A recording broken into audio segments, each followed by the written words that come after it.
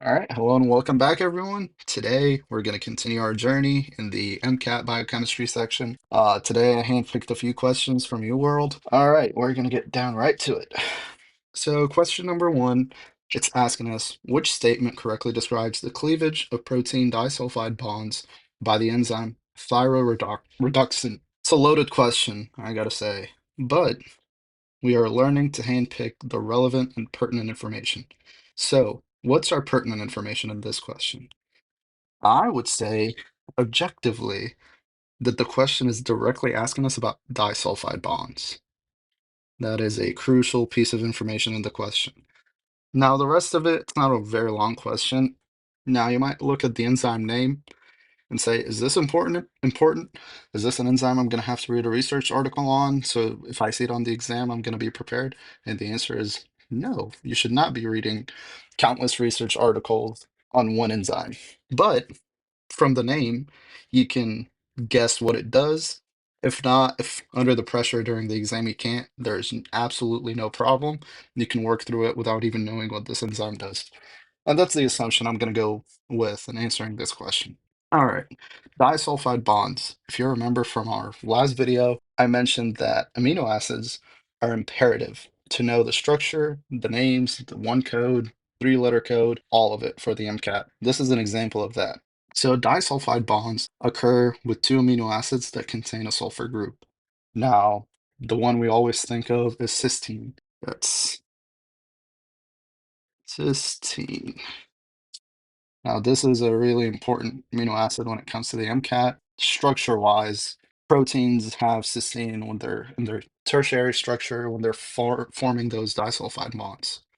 We're going to start with drawing the structure of two cysteine amino acids to see what sort of reaction occurs between them, because that's what the question is asking us. So we have our carboxyl, our amine of a CH2. Do this in green, and our sulfur. And we're going to draw another one over here. All right. CH2, CH, draw it properly here.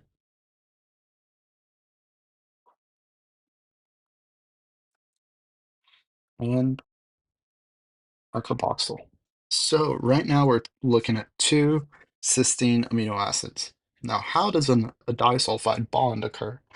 So you can imagine the bond, as the name suggests, occurs between two sulfur groups. But how does that happen? Knowing our general chemistry rules, we can infer that these two sulfur groups are going to be connected by a bond, disulfide bond. How did we get to that point? So this is where the question really is getting at. So in the process to get here, two protons were lost, two electrons, and in the opposite direction, if I want to get the reduced form of the sulfur. So on the left side here, this is reduced, this is oxidized.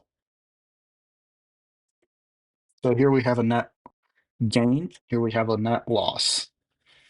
Net loss. Remember your oil rig, net gain. So in this case, our sulfur atoms got oxidized, right? I would say if you could get to this point within 45 seconds without even drawing structures, if you can know that disulfide bonds occur from oxidation reduction, you're going to see that the question basically answers itself.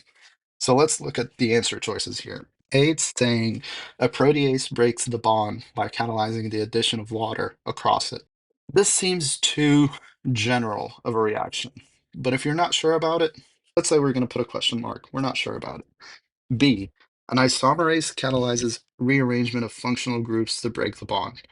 We didn't rearrange any functional groups. We simply had an oxidation and a reaction occur.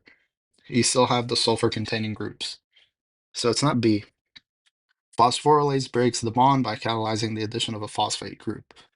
We didn't work with phosphate at all in this reaction. So this answer choice is one that's quote unquote going to be considered obvious wrong answer. B.